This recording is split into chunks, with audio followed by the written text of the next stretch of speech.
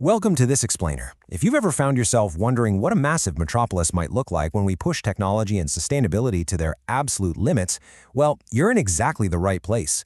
Today, we're diving into a hyper-realistic, AI-predicted vision of New York City in the year 2050. And look, this isn't just pure sci-fi fantasy. We're talking about cinematic, IMAX-level predictions that are heavily grounded in where our current urban planning, architectural tech, and ecological strategies are already heading. So buckle up, because we're looking at a world that's really just a few short decades away. It's a pretty wild question, right? What actually happens when artificial intelligence is tasked with redesigning the city that never sleeps? We're not just looking at some random cool-looking concept art here.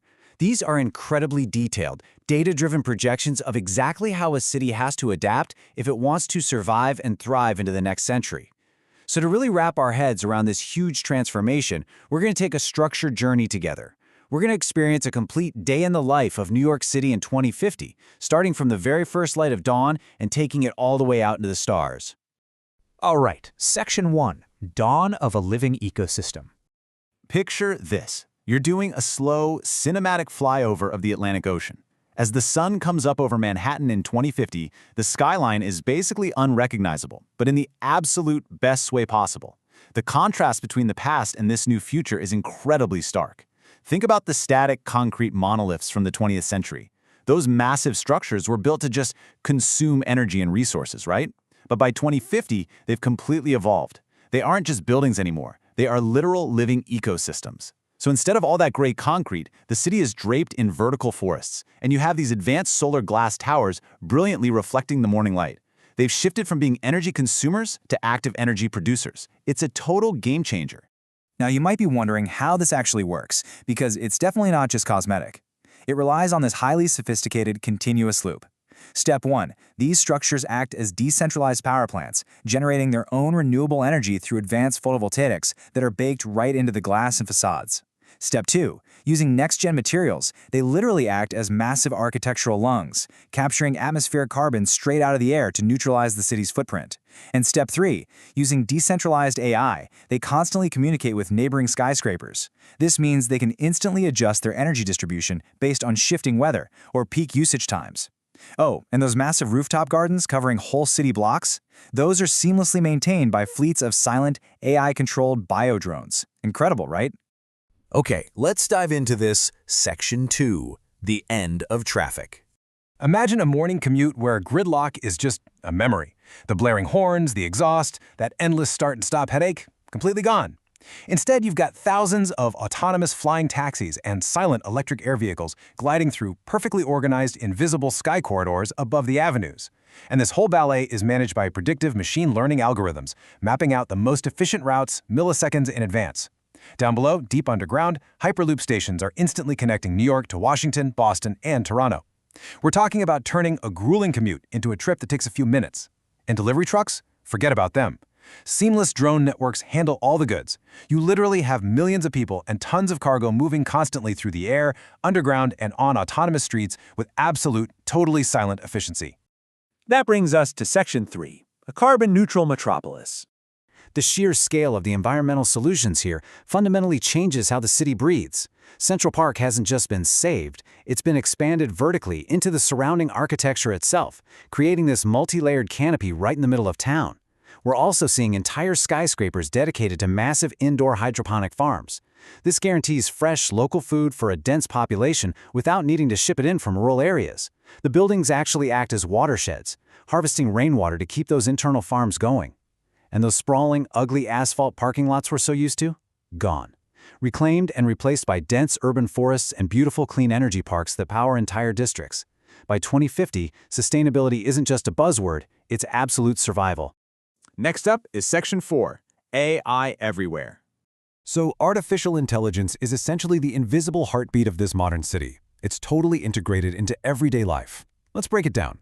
In healthcare, you have autonomous hospitals operating with flawless precision, using robotic surgeons that read real-time biometrics to completely remove human error.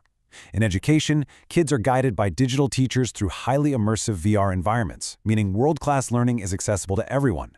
In our private lives, smart homes aren't just programmed, they proactively learn. They adapt to your mood and physical needs, tweaking the lighting, temp, and sound on the fly. And out in public spaces, helpful AI assistants pop up as interactive holograms. Technology is no longer just a phone you carry in your pocket, it's literally the environment you inhabit. All right, moving to Section 5, the holographic nightscape. A city illuminated, not by lights alone, but by data, innovation, and imagination. As the sun sets, the vibe of the city shifts completely. The neon holograms of 2050 aren't just throwing ads in your face, they're displaying real-time public data, dynamic art, and helpful navigational aids. Up above, the flying vehicles leave these soft, glowing trails of light through the sky corridors, creating what looks like a real-life long-exposure photograph. Iconic landmarks get an upgrade, too. The Brooklyn Bridge becomes this intelligent, flowing light structure that actually responds as pedestrians walk across it. And Times Square? It transforms into a massive, interactive, holographic district where you literally can't tell the difference between the physical and digital worlds. But hey, amidst all this dazzling, IMAX-level sci-fi imagery, there's a beautifully simple philosophy at play here. The future of New York is not defined by technology, it is defined by how technology improves the lives of its people. That's the core thesis, and it gives the city its soul.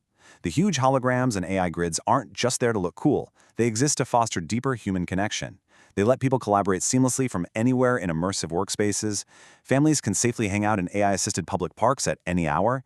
And we've got incredibly advanced robotic companions helping out our senior citizens with real empathy and dignity. It ensures that absolutely no one gets left behind in this massive leap forward. Which leads us to our final section, Section 6, Reaching Beyond Earth. Now, if we pull way, way back from the city streets and ascend into low Earth orbit, we see that the New York of 2050 isn't the finish line. It's just the launch pad.